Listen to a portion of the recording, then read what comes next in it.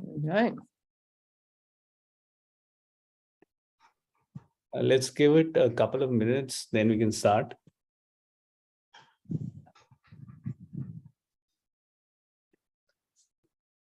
Okay. Thank you.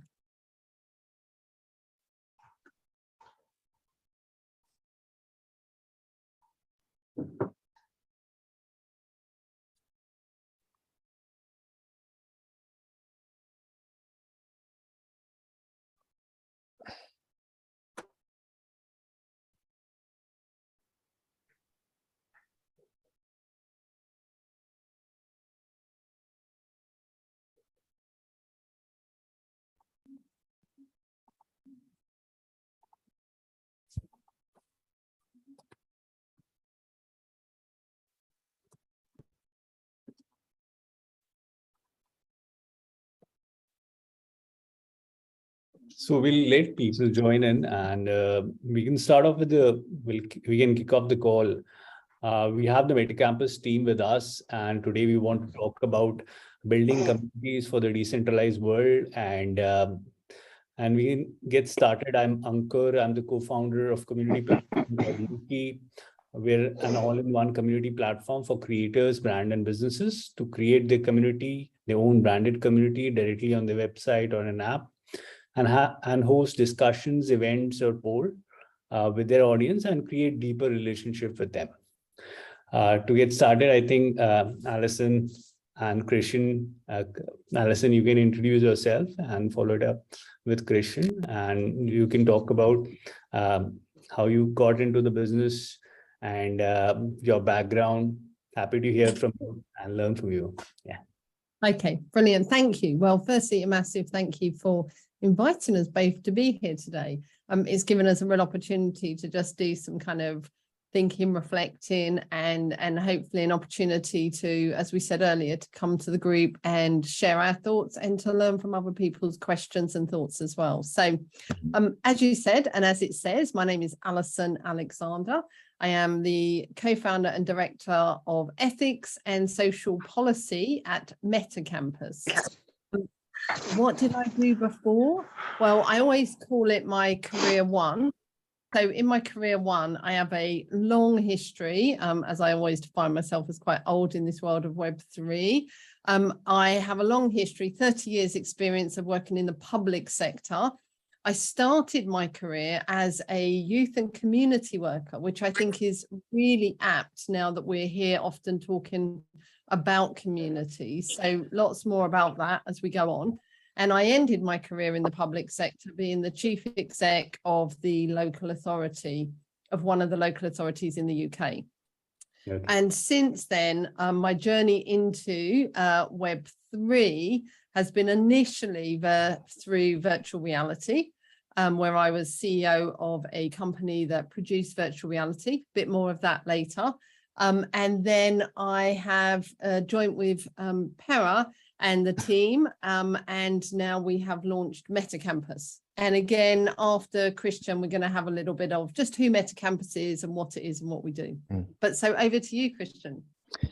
Thanks, Alison. Thanks very much for having us on this today. My name is Christian Burne. I am a strategic advisor to Metacampus, and my work is mostly focused on the commercial side of the business. But given my previous role, so I spent 15 years in the advertising industry in London and later on in Dubai in 2000 onwards, I also contribute to the growth of the brand and a lot of the content as well.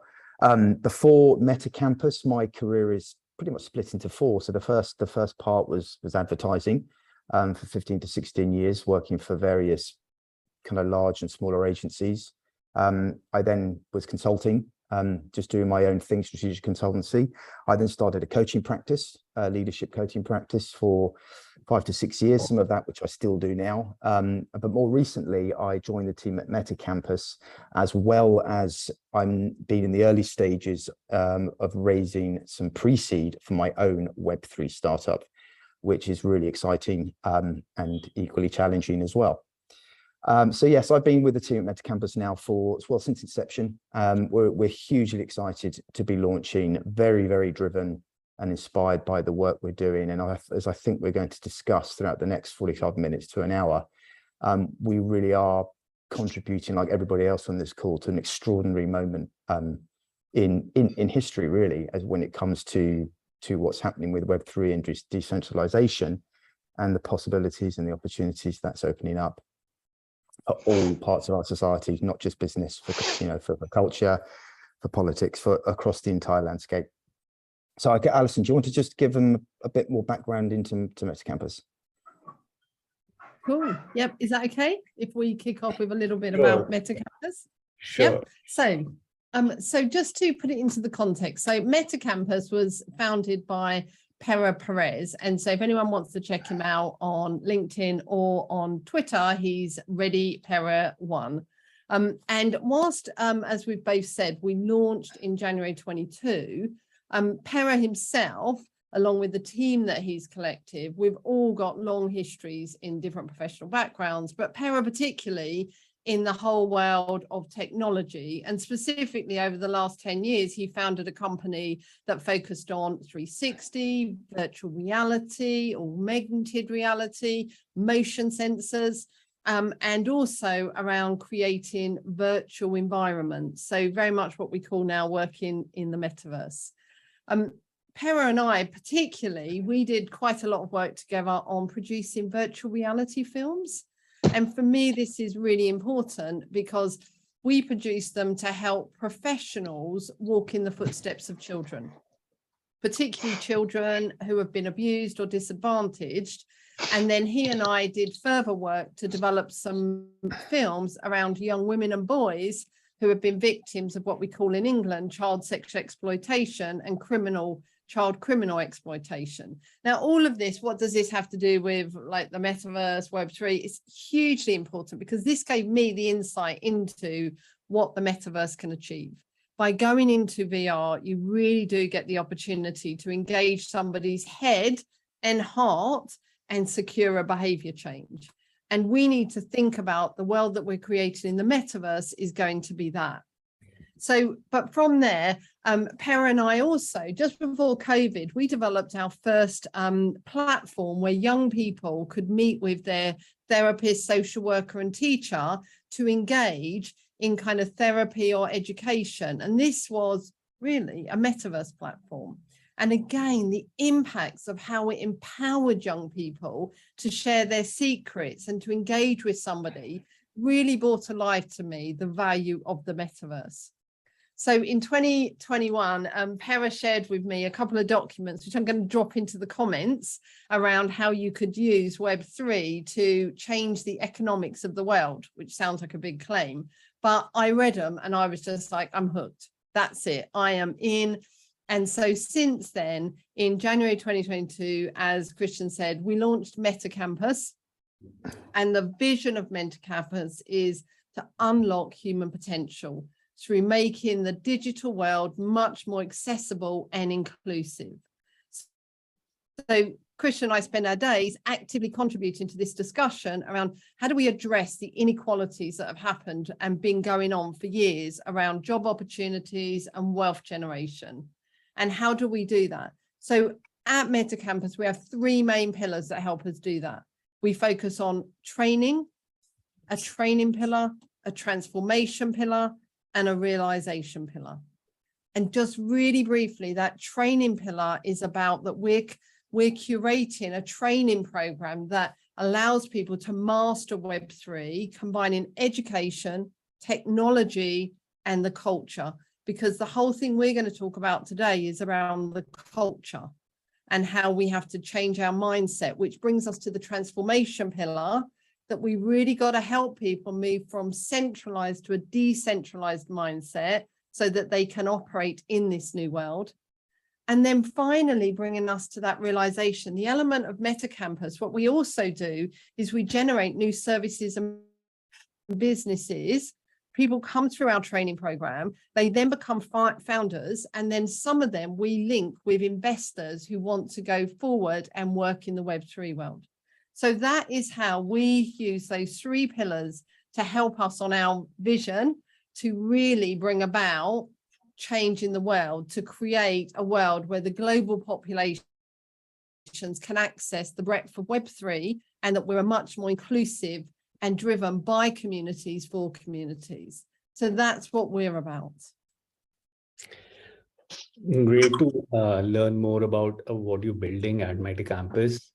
And do you want to start up with the presentation, or shall we start talking about what does a community mean in a Web3 world and the importance of community? So if you want to throw some light on that, it'll be great for the audience. Yeah. Yeah, so how we just wanted to approach this is we haven't done a presentation to bring up some slides. What we've done is taken the questions that we were kind of shared with before, and that we've given lots of thought to that. And so, oh, nice. Nice, that's us. So, but we're just gonna, Christian and I are gonna give some attention to those questions, but also to invite people to kind of drop their comments into the questions so that they can add to the conversation. Yeah, that's really important. Like, let's please do ask whatever you want, and if there are any points that you want us to expand on or go deeper on, please do just drop those into the comments so that we can create a dialogue this afternoon. So shall I kick off with that first question then? I think it's a great question to start with, and I think we need to be mindful of time, because as a question we could quickly eat up the 5 minutes to an hour that we've got. And the question is what factors other than technology are driving the transition from Web 2 to Web 3? Which is a very, very important question, because I think when most of us think about Web 3, or we're talking about Web 3, instinctively we go to the tech stack. We go to the layers of technology that are enabling all this to happen. But I think what we need to bear in mind is that Web 3 is as much an ideology being enabled by the technology as it is being technology driven. And what I mean by that is the ideologies of decentralization and the power of community. And if we look at some of those, we're talking about really important human and cultural principles that we'll probably discuss through over the next hour, which is things like equitable, Web3 levels the playing field. It supports meritocracy in the fairest way possible. Alison's touched on equality and diversity. There is so much positive work being done in making the internet a fairer and a more equitable place to come into. I was in a Twitter space about 2 days ago. It's one of the communities I'm involved in, and we were absolutely mesmerized by a lady talking about storytelling and what she's doing in her local community, like captivated, like she was speaking for about half an hour. And after it, someone said, listen, there's the silence, and someone asked, could you introduce yourself? She was behind our avatar, so she didn't say her name. She goes, she was a 14-year-old girl from Singapore. And it was just blowing me away. Now, in a traditional world where you've got, your traditional profile picture and stuff, biases might have come into play, which means she wouldn't have had that airtime, and we probably wouldn't have listened to her so openly. So, again, that's just one example. Principles such as trustless. Everything on Web3 is in public record, meaning less time, cost, and risk. So we don't have to put our trust into intermediaries and banks and power structures anymore. It happens automatically. It's permissionless, which means anyone can get involved, okay? You don't need to come from a certain background and have certain amount of achievements and degrees and certifications. Anyone can get involved. Again, it comes back to the point about it being equitable and everybody coming in having their own fair share. And finally, ownership. One of the driving forces, and the one that resonates with most people, me in particular, is that Web3 enables ownership. Okay, and that doesn't just mean the digital ownership and the possession of your assets, which when we're talking about the creator economy, that's what it's about. It means autonomy. It means self-sovereignty. It means users finally taking control back of their data, of their assets, their identity, their contributions, their social relationships. We can join social platforms now and build our communities. And if we want to leave, we can take those communities with us. You can't do that in Web 2 and centralized platforms. The platform owns everything that you do. And so I think, Alison, I don't know if you want to add any more to that, but when we look at what's going back to the question, what's driving this transformation? Yes, technology is enabling it, and we couldn't do a lot of things that Web3 is doing without the blockchain and without smart contracts and NFTs and AI.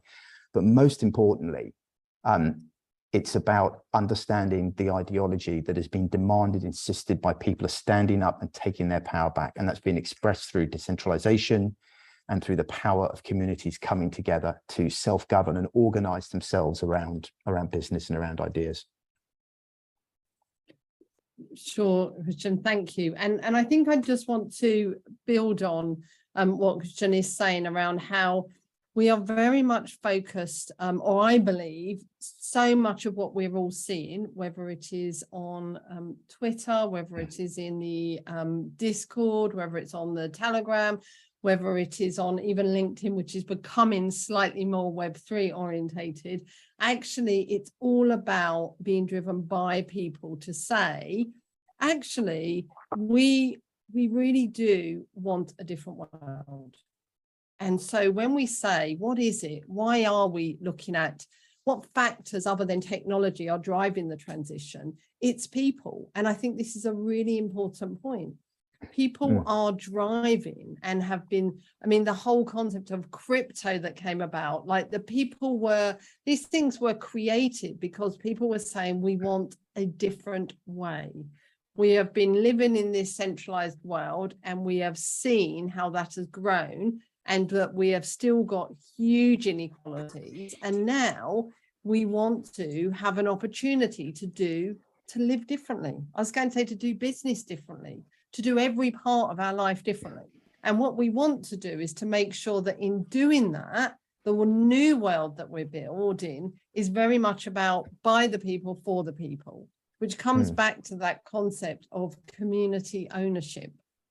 And what we're finding is within Web3 world, community means very different things to different people. So whether that's a community that you belong to in your geographical location or your country, or whether it's your NFT community, or whether it's because that you are invested in one of the tokens, everything is about your community. And that's what we're going to talk a bit about as well. So absolutely. We've got a couple of questions here. Hamza has asked, are you tokenizing your community at Metacampus? I assume, if so, can you talk about that? Yes, we'll talk about that in a little bit. And another one from Anupa, what kind of Web3 behavioral rituals or actions will communities practice? And we'll cover both of those off a little bit. They're fantastic questions. So getting into a little bit of the difference between centralized, decentralized, and hybrid, I think the best way to talk about these is to use live cases and examples rather than talk about them in theory. And let's just deal with centralized straight away and get that one off the table, because ultimately we've lived with centralization for the last how many decades, right? So centralization is vertical structures, top-down hierarchical management, governance, and decision-making, where the value and the profit and the upside flows back up to the thin layer of power at the top. We all know what it is. We're all surrounded by it.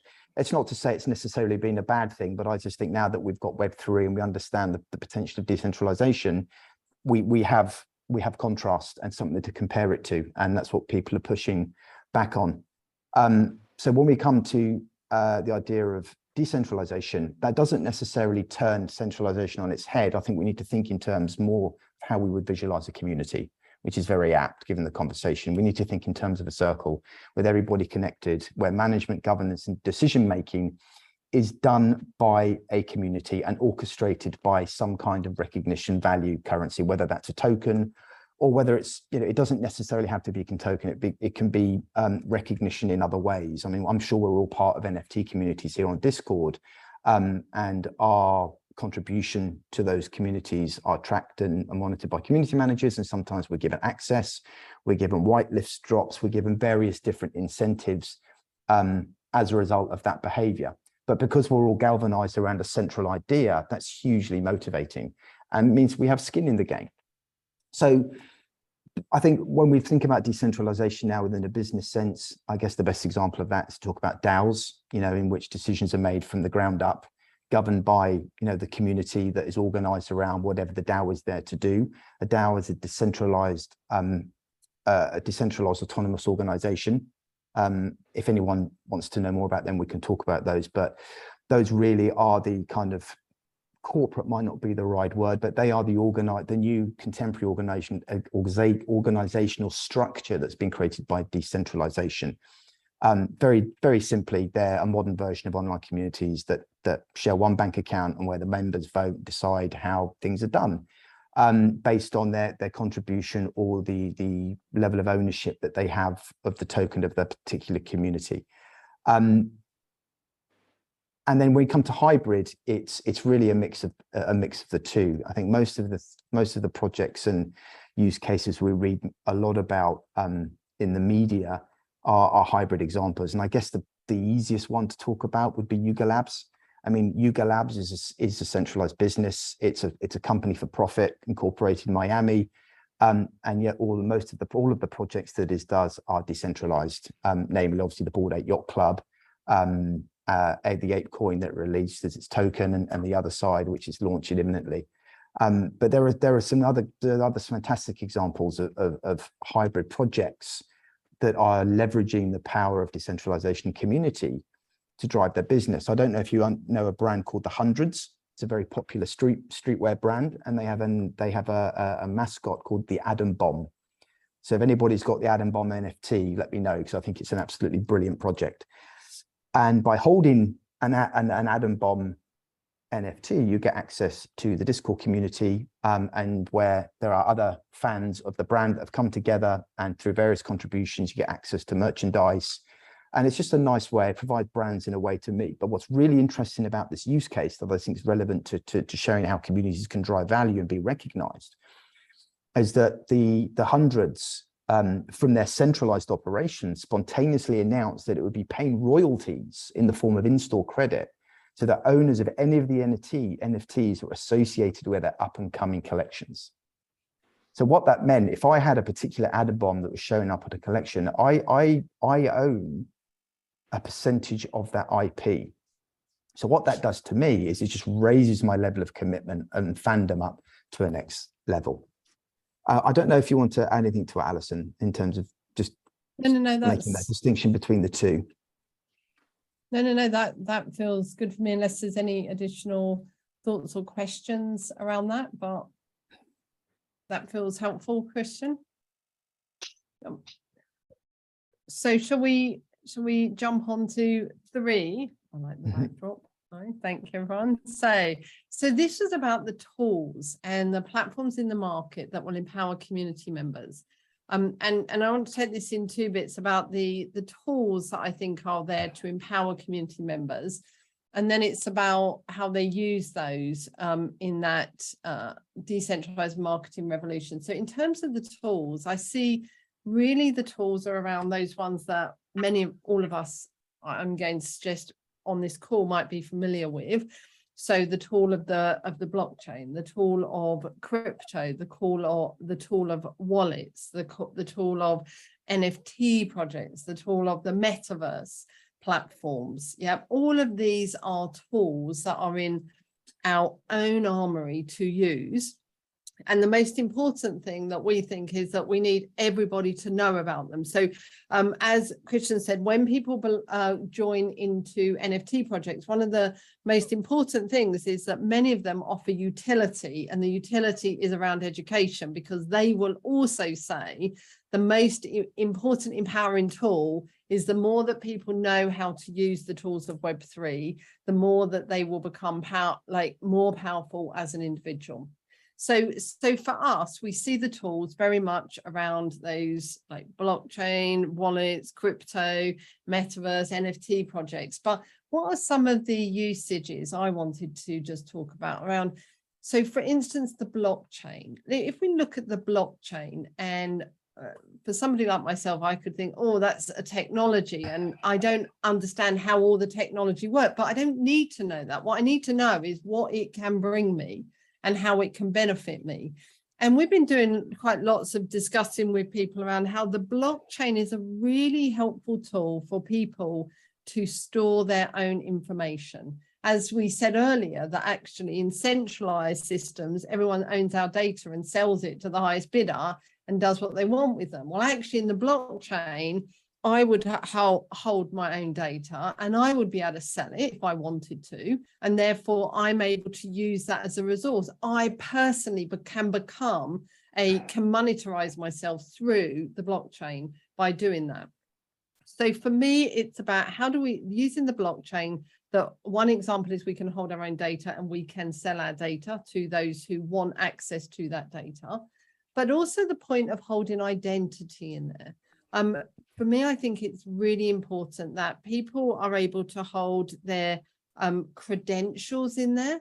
So one of the things that we talk about in Metacampus is that actually it's to work in Web3, it's about having the skills rather than the qualifications that you might acquire through doing degrees or masters and all of that. You don't need all of those, but actually what you do need to do is to evidence to somebody that you've got the skills to do the job they need. So the blockchain is a really great place where you can contain your credentials. And that could be whether it's a POAP, whether it's somebody putting that reference in of a piece of work you've done to demonstrate it, but you hold all of that, and therefore you can use that when you want. So we think that that's really important. Also, the important thing about the blockchain is that people can keep their identity and their academic qualifications if they want to, and their non-academic credentials that they've gained.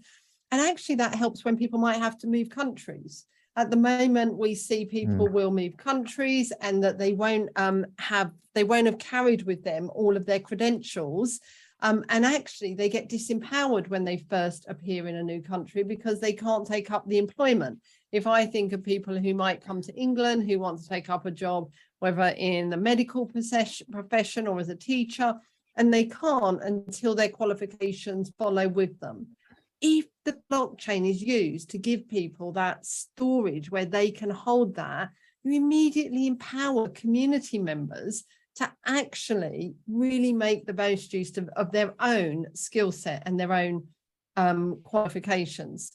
I also see it's a way for people to really store health data. And I think that's an important element. People should be able to store their own health data so that actually people can, again, move countries, people can move even geographical locations in one country, and they have all of their own. So all of these are tools. And if you think about what you in your business are selling, you need to be thinking about, okay, so how can I give our customer the opportunity to hold their information in that blockchain? Also, the blockchain is really important for if you are selling products and people want to know the background to those products, you can really use it to show people the chain. If somebody definitely, I mean, we hear lots of people talk about that they're a vegan and they want to know where the products have come from, or they want to know that there's been no child labor in the production of those products. Actually, you can store that information and therefore you can use that as a marketing tool to actually help people understand that. But then also, like for me, like we have our wallets and we have our storage place for our crypto. Again, people need to understand and be enabled to set up wallets and use those.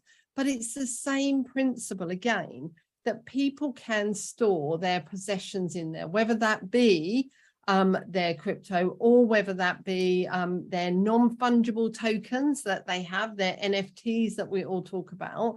And they're really important. So for instance, if you are in business and you want to get people to join your company, you can be rewarding them with an NFT or a membership, and therefore that can be stored in their wallet. And people can go anywhere in the world. They don't have to have kept their membership card. They can just actually access all of that and the benefits. That's again a really great empowerment tool for the individual, but also it's a really good marketing tool for you in your business. So it's thinking about how can I use that wallet so that people can keep things in there that demonstrate that they're a member of our company, or they are buying products from us, and then that gives them opportunities in the wider world.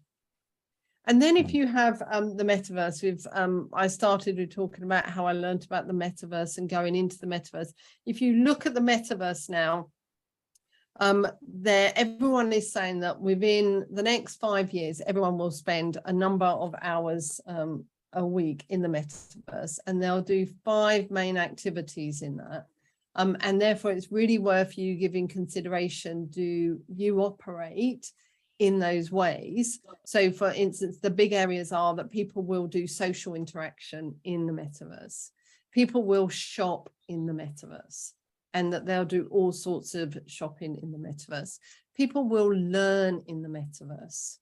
People will travel in the metaverse, and people will do gaming in the metaverse. So these are 5 big areas. So if you are reaching out to communities to sell, then you need to be thinking about how can you be using that metaverse environment to actually meet your customers' needs better, whether that's through, I mean, because at the moment we've got lots of people jumping into the metaverse and they're building stores that look just like the stores in the high street or in the usual street, but actually the community is saying that's not what we want here. We want something different. And therefore it's about you thinking about actually how am I going to use that metaverse environment to actually meet the needs of my community. And that will also come on to some questions in a moment around how do you have that community engagement. So there's some tools that I think and about how they can empower community members, and how you as community members can use those also to market what you do to that wider world. Christian, do you want to add anything? No, I just think I think the community engagement tools is probably one of the most exciting areas for startups and entrepreneurs now, because what's slightly ironic is that the dominant tools that we use now to bring our communities together and manage them are centralized tools like Discord, Twitter, Telegram.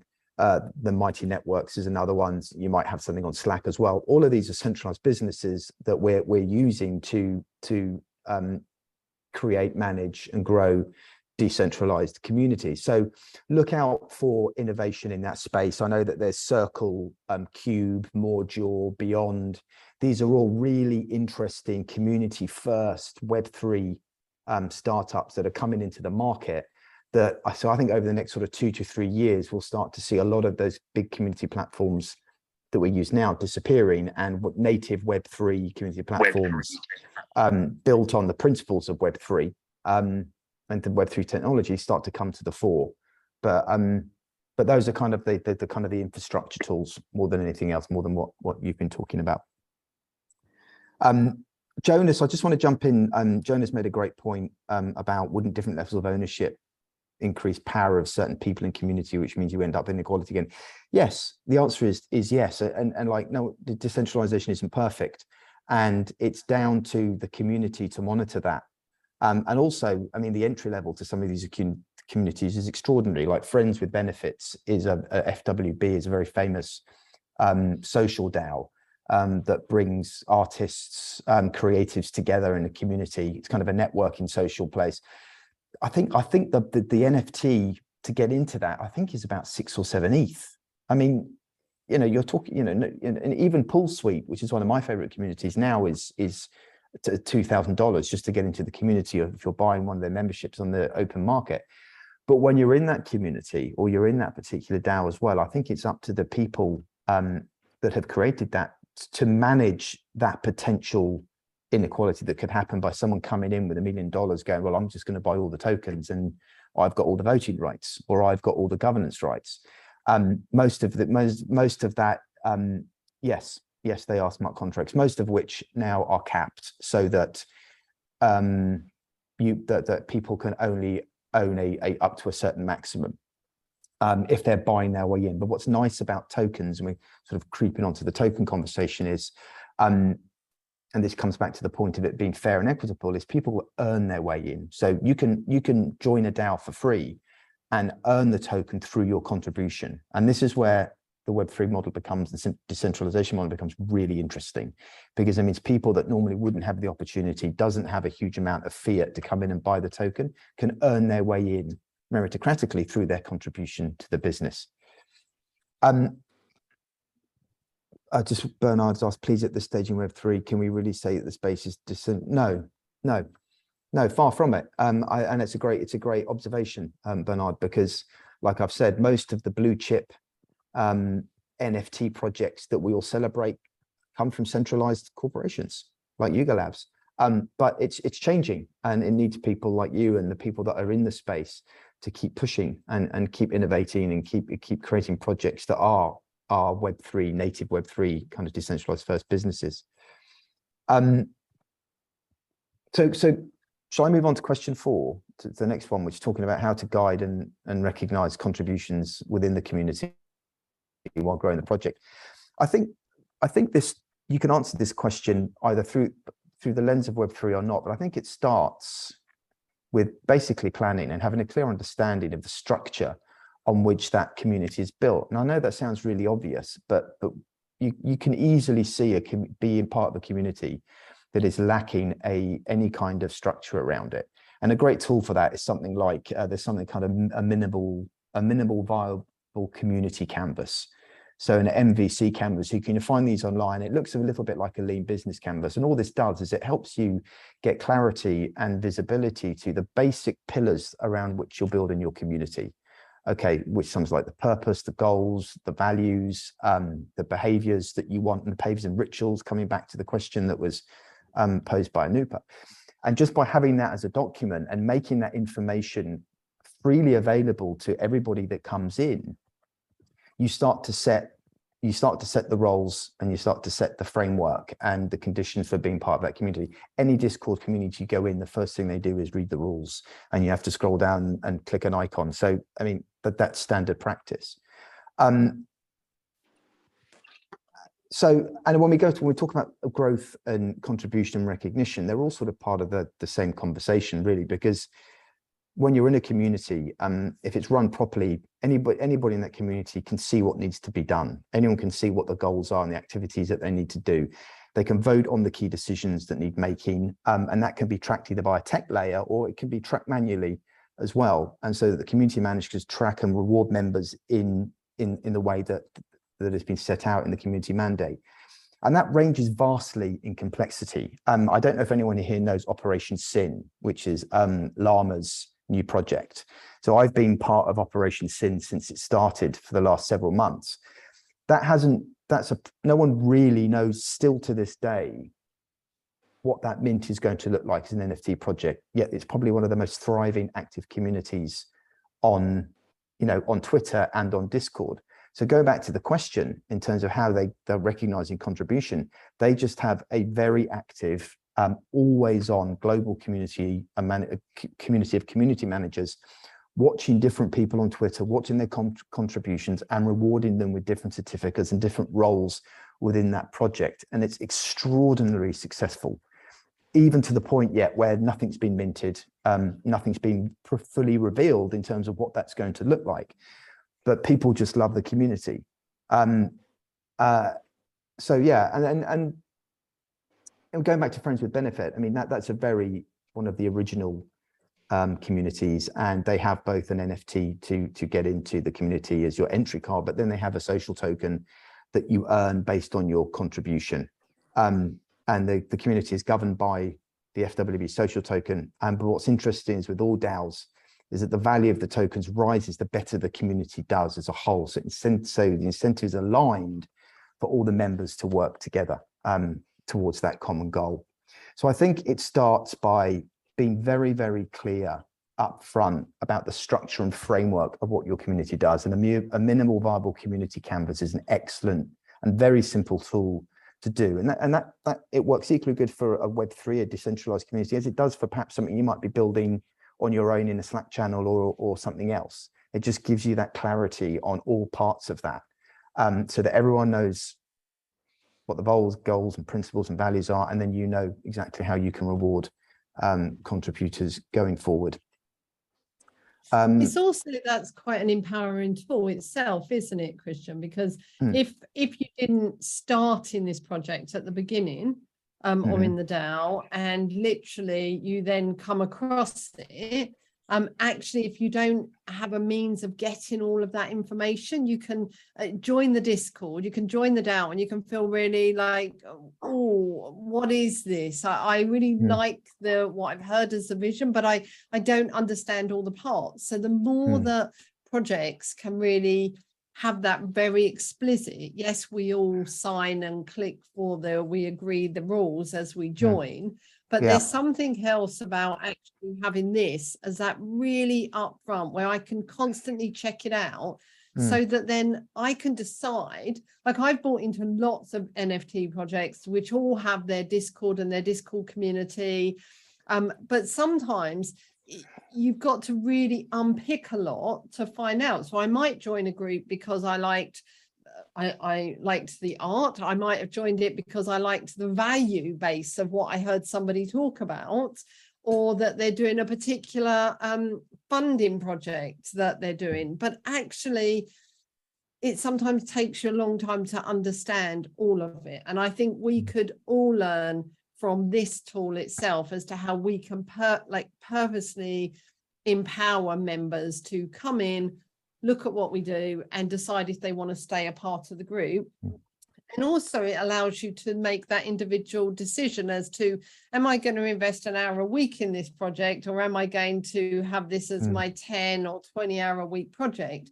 Because as Christian said, that people are rewarded based on the amount of time they put in.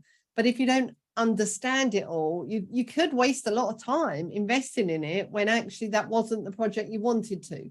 So the most important thing for me is about, we are all inviting people to come into our projects, and what we need to do is to help them understand what our project is as quickly as possible so that they can personally decide if they want to stay and invest hours.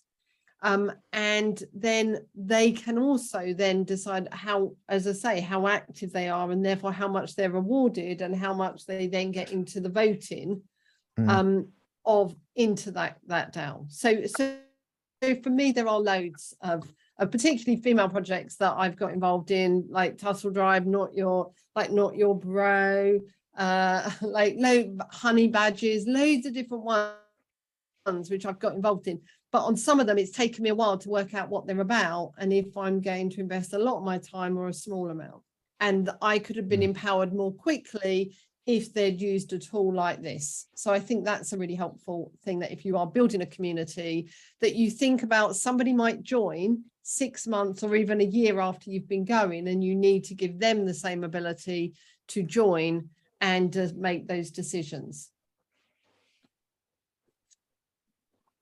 Yep, absolutely. Okay. So some of that jumps onto the last bit about the engagement values. And I think that the canvas that Christian introduced, I mean, we really feel that that's a really good way to start to think about your values and to put them really up front to enable everyone to understand them. So firstly, values are going to be dependent on what you are as a project. Now, yes, we all will say Web3 is about decentralization, the empowerment of everybody, bringing much more equity to the world. Yes, but then actually your project might have some other specific values that it's really important that you are upfront with your community about that. So for me, it's about finding a way that you can do that. So what are the most important ones? I mean, it's hard for us to say these are the values you should have. It's saying actually be clear what you're doing and why you're doing it. Yeah. So that people can then make that decision. Yeah. And so one element, and for me though, the big one is, I mean, Web3 is all about decentralization, increased accessibility, increased levels of inclusion. But actually what you also need to think about then is, when you're setting your own values, I really invite people to think about, how are you enabling people to get in the door? Like Christian talked earlier about, some projects are inaccessible because of how much they cost to get in the door, where others aren't. And so you need to really be thinking about that. How do you enable it that everybody could come through the door? So that's really important. And then you have to think about, but how are you then going to assess those engagement levels. And that's where you do need to use tools to work out, actually, am I going to reward somebody for how much they've engaged? But actually, is it about how much someone's engaged on a kind of hour for hour, or is it actually the thinking that they bring to the project? All of that needs to be thought about when you also start to think about how you reward people for being involved in the projects. So there's some initial thoughts, and I'm just mindful of the time running out. So thinking about, are there more questions? I want to go back up. Sorry to jump into. I haven't addressed Hamza's question about, are we tokenizing the Metacampus community, and if so, can we talk about the token NFT? Yeah. Alison, given where we are we able to talk about that? Well, the bit that I would say is that, yes, what we will have is we have an alumni network where those who go through our process, our training program, have that opportunity if they want. Again, it's not for you don't all have to stay in there. Some people just want to go through a training, but actually others will be able to do that. And then when people are in that alumni network, that's where we will use those tokens to actually reward people for being in the alumni network. Yeah. And I think in the investor community and partnerships that join that particular DAO will join it via a token, investment token that will come in. And in terms of the NFT, there is an NFT layer to what we're doing, but it's not a transferable one. It's just there so that everybody that comes through the course does so anonymously to protect all of the things we've been talking about here, to avoid bias, to make sure everyone has an equal chance, everyone feels comfortable working with each other in a community, because there's lots of live projects that people get put into teams or work on together.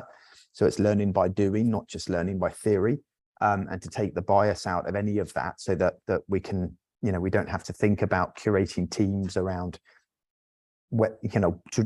centralized Web2 thinking. Everyone has their own avatar and can do that. So that's how that works. Yeah. And Christian, we've got a question on the screen which says around clarifying if you mean, is this a question, a business strategy rather than a marketing team structure? No, I think this was something that we were discussing internally around when we talk about decentralization. If you talk about decentralized organizational structure, that doesn't really have anything to do with Web3. That's just management. That's just management, science and practice. That was it. Yeah. Bernard has asked, do you have a community where we can join to be able to access future education sessions? Is that directed at the hosts or directed at us? I guess it is directed. I think I'll let Sneha share the link of the community we have, and you can join in and get regular updates about events around community building, how to grow your community, how Web3 has enabled communities to grow. So we do regular sessions around sort of 2 sessions a month on LinkedIn. There are audio events as well. So you can join in. If you have any further question, you can come on the screen and actually sort of talk to the speakers and directly ask your questions. And also, if you sort of feel comfortable, just write down in the chat window, we can take this up. Sorry, I didn't really get that. Did you say, what's the name of the community on LinkedIn again, please? So we host a community called Community Culture by Yuki, which does newsletters, events, and discussions around community building and all the how-to events and all technologies needed to grow the community, and even discussions around platform. So I think Sneha will share the link, and we'll also send an email to everyone. Yeah. All right. Thank you very much. I will check that up. Thanks, Bernard. You're welcome. Yeah, I have a question. Yeah. Please go on. Yeah. First, thank you so much, Christian, Alison, and Ankur. Fantastic call, and I really like what you guys are doing at Metacampus. What I would love to know from you guys is, what do you think is going to be the biggest thing that needs to happen to get mass adoption for people to go into the metaverse, because everyone on this call, we're like the early curve, the early adopters. We find this, we want to join, but how do I get my grandma into the metaverse? How do I get my friend who works in the coal mines in the metaverse? How do we get, you know, your average Joe, Dick, or Harry into the metaverse? Okay, can I start, Christian, and then Yeah, sure, there will be others on the screen who have got thoughts, because this is one absolutely great question. It's one that is asked all the time. How do we move from having 0% of the population, even though with wallets, to having everybody with wallets? It's like that 0%, the wrong side of the 0%. So for me, it is about education. And I want to say education in different ways. Education, firstly, we need to see education reform in the education our children receive. Now, in education, they'll talk about online safety, but we really do need them to be using the tools of Web3 to teach the curriculum currently. So whether that's using the metaverse to teach history or chemistry, or whether it's using wallets and crypto to talk about mathematics or anything, we need that to happen. And that's what we all need to keep pushing for. Reform in the education system, because even though young people are our most technically competent, they still need, the most important thing also for me about safety is for children to be able to talk about, explore it in an everyday today way. The way you keep children safe is to do that. So the other thing I think is we also do need to use young people or children to teach grandparents. There's something here about actually rebalancing some of that inequality. Young people can really buddy with older people to show them how to use some of this technology. But also we do need to get the technology to be even easier. Yesterday we were in a conversation we have a Twitter space, myself and 3 other women, and there was a conversation, I think even Tammy might be on here, but Tammy, Linda and Sherry, and one of the things they were talking about was around having that you could have a Q code for people to actually just easily get into wallets. If you did that, would it be really dead simple for everyone to then grab their wallet and start to use it? So it needs to be that. It needs to also be that, again, the economics of each country start to adopt crypto, for instance. It's pointless encouraging everyone to have wallets if they can't actually use what's in their wallet for anything. So we need to have education of our young people. We need to provide lots of educational opportunities for our older people. We need to really adopt the use of crypto for buying anything. At all. And then we need to be able to do it that people can zap a code and easily get their wallets and then start to use that, so that that becomes more user friendly. But they're just some ideas of how we get people to use more.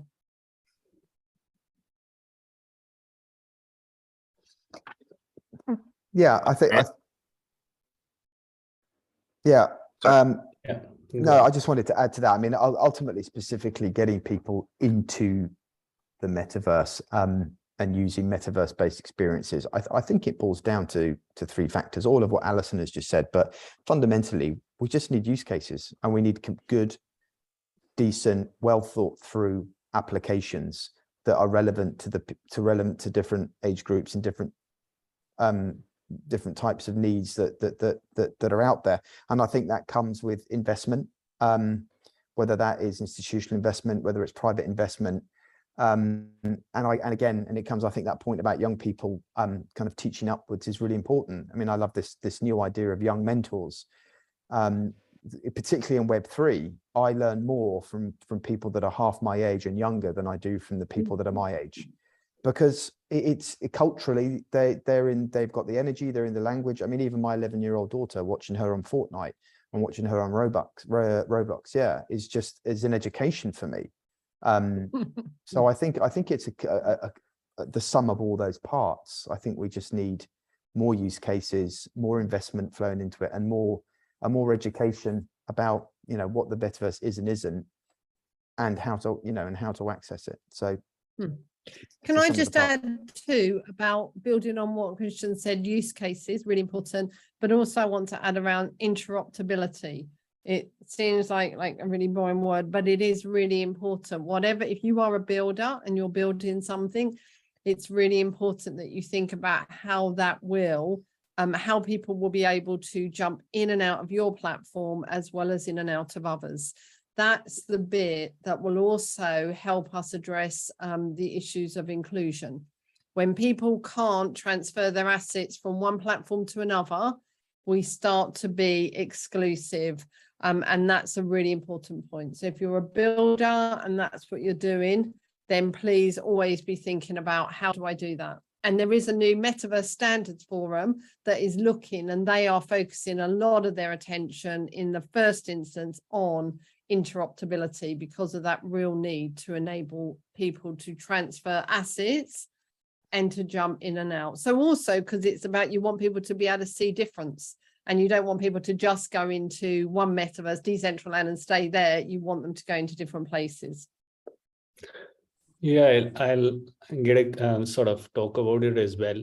I think for sort of the crypto to be beyond an asset class, to be available for everyone, it has to be as easy as using any mobile app on the phone. Say, I think for a lot of the people in the world, the access to internet has been just the chat app they have, the Google in the browser. So they might even know what the term browser is, but they understand what Google is. Google represents search, or chat represents contact, and so on and so forth. The links and the payments, so on and so forth. Sort of if that becomes sort of using a wallet, sort of using applications become as easy as doing these things as using WhatsApp or Facebook. I think our parents came on all these platforms and were sort of they didn't have a lot of handholding also, and they were able to use the platforms. So if we go to that stage, there'll be a segment who would be builders, and so large segment is the consumers. So the consumers need simple use cases served by a technology. Usually they don't go sort of go into the details of the technology. They are sort of, they only understand the use case. So I think it would be driven by use case, and you have to compete with centralized platforms to get their market share. Yeah. Absolutely. Thanks, Bernard. I think we have great to join in. Thanks. I am sorry if I'm mispronouncing your name, and yeah, so let's connect on LinkedIn. Thank you everyone for joining the call. If you have any further questions, just drop in the question on LinkedIn, and also we are streaming it live on LinkedIn also. You can drop it in the comments as well. Any closing comments? Yeah. Really massive thank you for inviting us to come today. Really lovely to have so many people join. And if anyone wants to reach out and talk to us about anything or share their view with us about anything we've said, please do drop us a note on LinkedIn or on Twitter. I'm AmetaverseA on Twitter, and Christian is Christian on Twitter. Burne. Yeah. Christian Burne on Twitter. Yeah. So you can find us there or on LinkedIn. So, but thank you.